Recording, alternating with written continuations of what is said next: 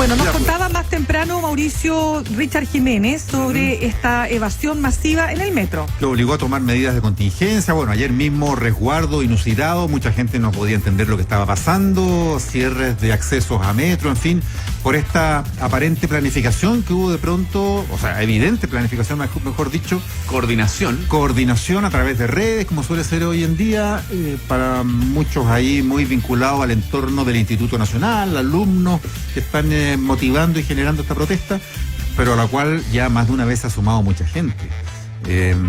Problemático, ¿no, Claudia? Pero no sé, yo tengo la impresión cuando lo vi ayer que para mí esto era nuevo, no tengo la impresión de que sea un cotidiano.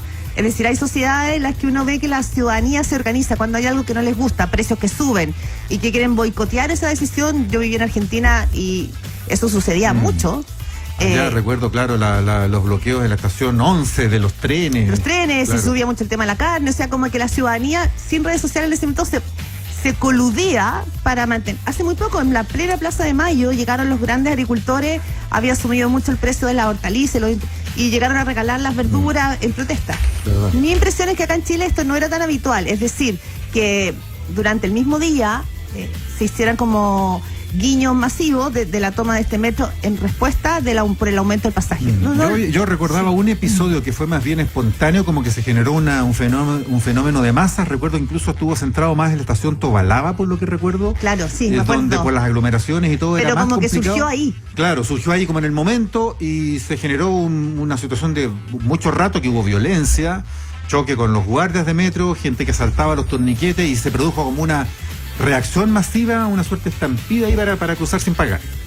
Me acuerdo de un episodio así como el año pasado. Bueno, pero Richard nos decía que esto no era tan inhabitual, que había ocurrido en otras oportunidades, digamos. Así, quizás a menor escala o. Lo que pasa es que yo creo que ahora fue más fuerte porque además, viene de la mano. Líneas. Y porque viene muy de la mano con. Es que yo no sé si estos también eran para protestar por el alza de la tarifa. Claro. En este caso viene muy fresquito, ¿verdad? Porque la tarifa ya subió la semana pasada 830 y esto ya viene dándose como una manifestación casi que de carácter como reivindicativo, legítimo, por supuesto. Y justo el mismo día que en Barcelona los catalanes se tomaban también los paraderos, las estaciones de trenes y el aeropuerto. Pero por otras razones, pues. ¿Ah? Claro, razones de ahora lo curioso, nacionalismo desenfrenado. Lo curioso, claro, los catalanes son directamente afectados.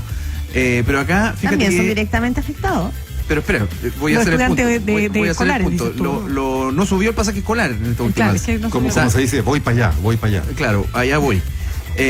No es el segmento directamente afectado por el alza, puesto que se sigue entregando subsidio para el pase escolar. Es prácticamente el único ítem grande que subsiste con subsidio del Estado.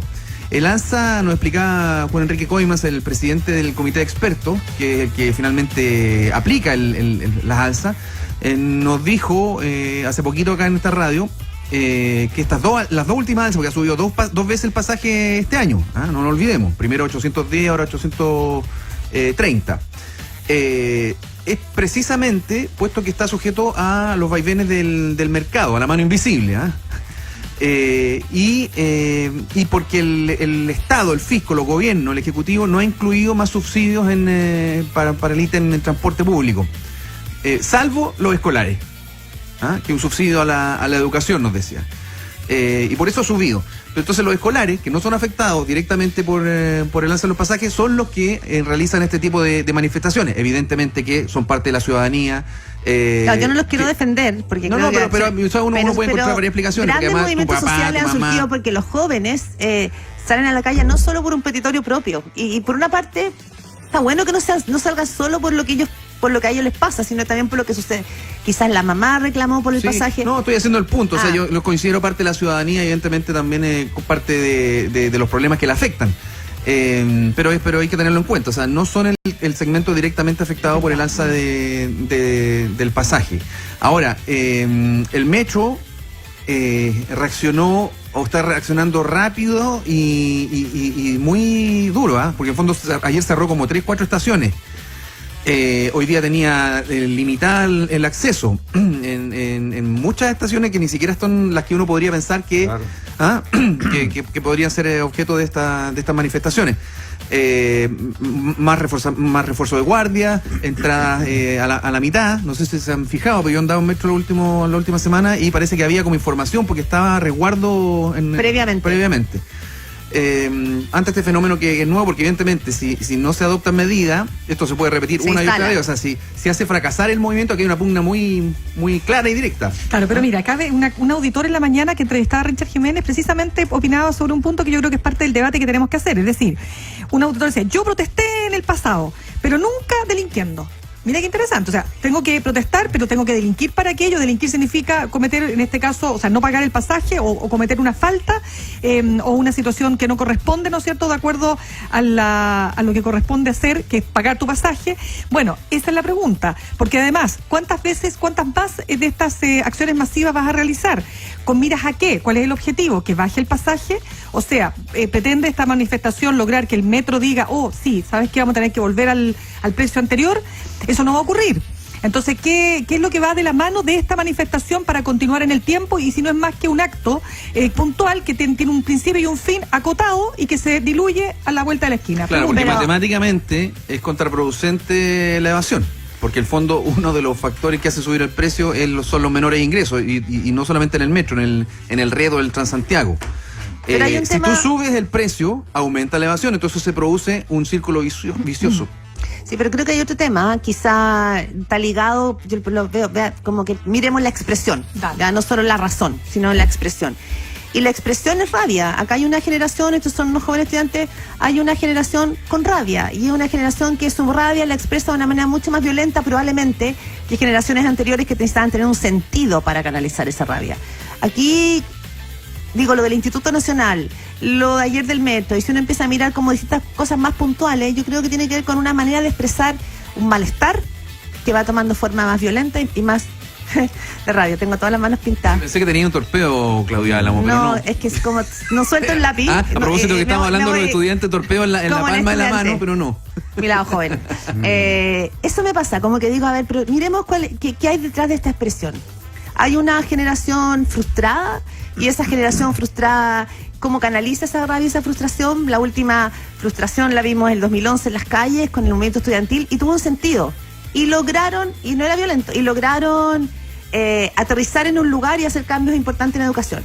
Pero no sé aquí hacia dónde se mueve, como que siento que hay una generación que nos la estamos mirando muy bien.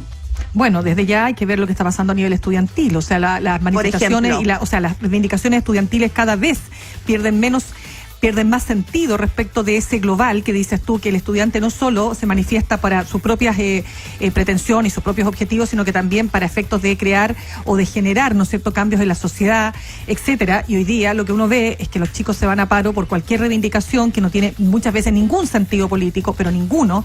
Ni siquiera los mismos estudiantes tienen claro por qué se van a paro. Entonces también ahí ha habido una pérdida de sentido, pero también del rol de identidad que le corresponde al movimiento estudiantil. O sea, para mí el movimiento estudiantil está en una crisis muy importante. Ahora, insisto, volviendo al tema del bolsillo, por favor, que se entienda, todos estamos acá solidarizando con aquel que gana un sueldo menor a 400.000 pesos según la mediana en Chile y que tiene que pagar un pasaje que le significa un ítem muy importante del sueldo. O sea, movilizarse hoy día en el transporte público es caro. Y es caro por todas las razones que ya sabemos, el alza de la benzina, bla, bla, bla, las inversiones que se tienen que pagar, etcétera, etcétera. Pero al final del día, tú vives con una cantidad determinada baja. En general, los sueldos son bajos. Más allá que se vayan reajustando según IPC, sigue siendo este país muy caro en un montón de aspectos. Lo hemos hablado también a propósito del retiro de las pensiones, cuando hablamos de que tenemos que empezar hoy día a pensar en una ley para retirar en caso extremo, cuando se supone que todo esto debiera estar resuelto por un sistema verdadero de protección social, pero ese sistema verdadero de protección social en Chile es absolutamente debilucho, por no decir que no existe. ¿Te fijas? Entonces, todo eso está de la mano. Entonces, pregunto, ¿esta manifestación de hoy día, hacia dónde va? ¿Solamente es una especie como de pataleta y sería y se acabó? ¿O tiene un propósito distinto? Esa es la pregunta. Y lo otro, ojo, porque estas pataletas, en el caso de estos estudiantes, ayer, o sea, son 2.800.000 personas las que ocupan el metro. Las protestas que ellos hacen para expresar esta rabia anula la posibilidad de gente que serían sus papás, sus tíos, sus primos, que son los que ocupan el transporte público, ¿me entienden? Los bloqueos. su reivindicación bloquea justamente a quienes ellos quieren reivindicar. Ahí como que hay un contrasentido importante. Son los sectores medios los que están usando mucho más el transporte público que los sectores altos. Ahora, Sí, sectores medios que a propósito y siguiendo el hilo de Mirna, solamente calculando un pasaje de ida y vuelta en hora punta al mes y 20 días hábiles son 30 y 21 días 34.000 pesos. Pero es mucho. 34.000 pesos Pero es solamente mucho. en 2 pasajes de ida y vuelta Pero en la piensa, semana. todo lo que tienes en la que pagar. semana Por persona. por persona, sin contar el fin de semana. No, claro, no hay grupo Es familiar. muy caro. Sí, es muy caro. es interesante comparar también con otros países, porque si bien el transporte público en Chile sigue siendo mucho más barato que los países desarrollados, recuerdo que entiendo que, por ejemplo, el caso de Londres, uno donde el metro es más caro, ahí como la tarifa básica vale como 4 libras, o no me acuerdo, pero además con restricción, porque solo la puedes usar en un cuadrante en el centro. Si vas cruzando anillos, el precio va subiendo sustantivamente.